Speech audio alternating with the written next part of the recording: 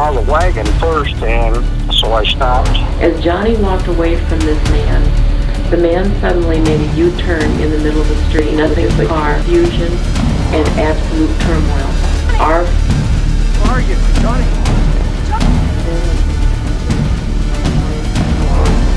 Somebody jumped out. They both grabbed him through. It was just past dawn on September 5th, 1982, in the peaceful Midwestern suburb of West Des Moines, Iowa, a typical Sunday morning. The sky was dim, the lawns wet with dew, and most families hadn't yet risen. But 12-year-old Johnny Gosch was already awake, getting ready for his paper route. That morning, something about Johnny's behavior was off. He had asked his mother an unusual question the night before. "Mom, what would you do if something happened to me?" Noreen Gosch dismissed it at the time, thinking it was just a random thought, but she would never forget it. Johnny also made another unusual request. He asked his father, John Sr., to come with him on his newspaper route, a request he had never made before, but his father was still asleep.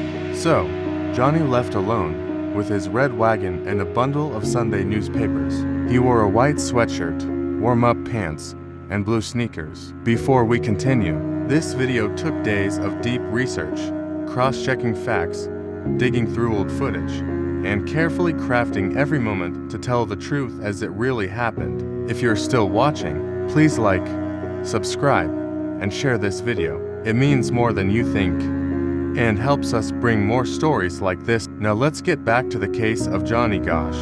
Just a few blocks from home, on 42nd Street and Marcourt Lane, Johnny vanished without a sound around 6:15 a.m. Exactly what I remember.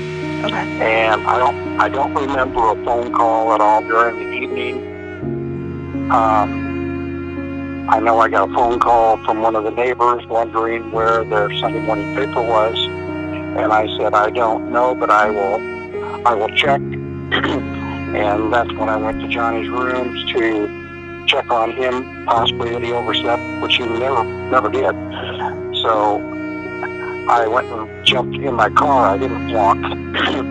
So I jumped in the car and drove up to Marcourt, where his papers had started being delivered there instead of up on 45th and Ashworth, 42nd Ashworth. But I saw the wagon first, and so I stopped and looked in the wagon, saw the papers there, and I went, that's strange. Neighbors began calling the Gosch home. Their newspapers hadn't arrived. Noreen and John Sr. started searching the neighborhood. Where are you, Johnny? Johnny! Johnny? Johnny! Soon found Johnny's red wagon, abandoned on a quiet corner.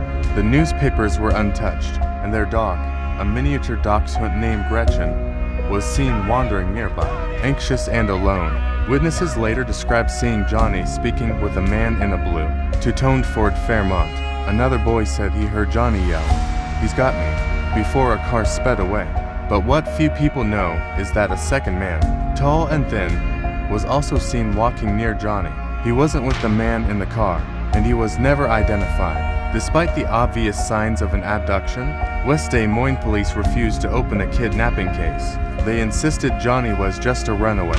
No urgency, no manhunt, no Amber Alert system existed at the time. Hours passed, then days. The case faded quickly from local news, but Noreen Gosch, calm, grieving, and furious.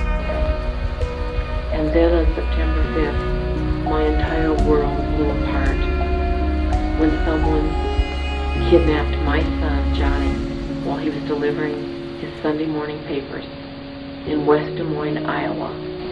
When a man stopped him and asked for directions, Johnny was always instructed not to talk to strangers, so he didn't go over to the car and spend time.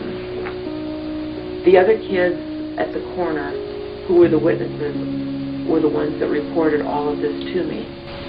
As Johnny walked away from this man, the man suddenly made a U-turn in the middle of the street with his car and sped back up the street and pulled in right where all the boys were gathering their papers, folding them, and preparing to deliver their own routes.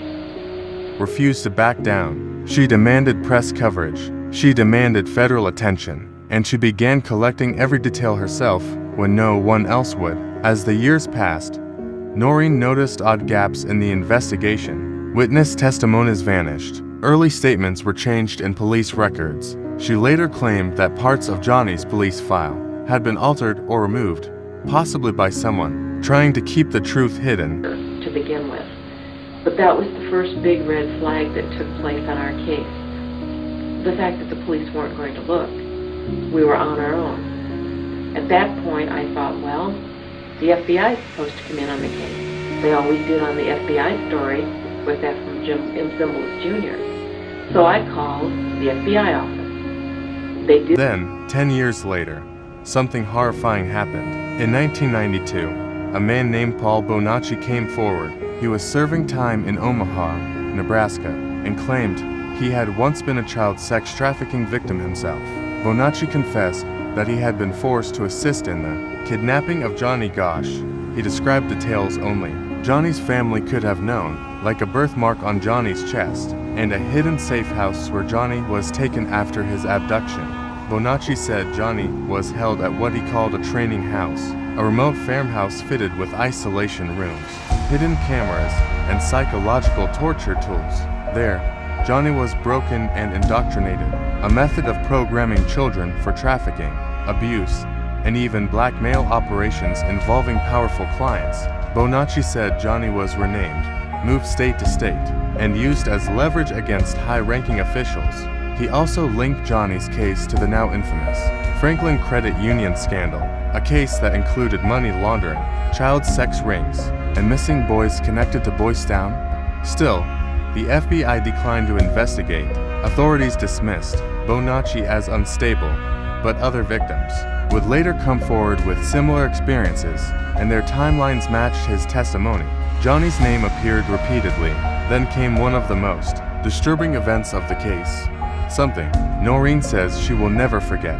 In 1997, she received an envelope in the mail. There was no return address. Inside were several Polaroid photos. The images showed boys, tied up, terrified, gagged with duct tape. One of them had Johnny's face. He looked a few years older. Same mole, same chin, same trauma in the eyes. Noreen was shaken. She took the photos to law enforcement and the media. The FBI responded by claiming the photos were from an old Florida case. He was a nut. They said he was not credible. They said that he had multiple personalities due to the mental programming, and the abuse that he was put through or claimed to have been put through, and that not one word of his statement could be taken as fact. The FBI from day one refused to investigate this case. The very first investigator, Denny Whalen, went to one of the auctions. Early in Johnny's investigation, shortly after I had hired Denny Whalen, who was a private investigator, he came to me and he said that he had learned that there were auctions of children that were taking place throughout the country, and that he had someone that could get him into the auction as a buyer, but he would need the financial backing that if Johnny came across the auction block that night, that he could buy him back for us, and the only thing we would be able to say to the authorities would be that we paid a private ransom. And that they were already solved. But that was a lie. No case number was ever provided, and none of the boys in the photo, not one, was ever identified. But it doesn't end there. That same year, Noreen said Johnny returned home. She said it was late at night when she heard a knock on the door. Johnny was standing there, a grown man now. He wasn't alone. Another man stood behind him, silent. Johnny said he had escaped his captors. He told her he loved her. He said he was still in danger, that he couldn't stay. His voice trembled, and she held his hands as long as she could. And then he was gone. No photographs, no proof, just a memory burned into a mother's soul. Most of the world didn't believe her, but the few who knew the full case were not so quick to dismiss it. Noreen's public advocacy continued. She traveled, gave speeches, met with survivors, but over time, her foundation was defunded, her interviews pulled, and she claimed she received threats. Eventually, she had to shut her organization down. The truth, it seemed, was too uncomfortable for the world to face. To this day, more than 4 decades later, Johnny Gosch is still missing. His was the first face ever printed on a milk carton. He became a symbol of missing children in America. But what few realize is that his story is not about a boy who ran away. It's about a boy who may have uncovered something too big to survive. A boy who may have become a tool in a system no one dares to expose. This isn't just a case of child abduction. It's a case about power, silence, and a system that may have been designed to protect the predators, not the victims. And in the middle of it all stands a mother, alone, still searching. So, we ask the one question no one seems willing to answer.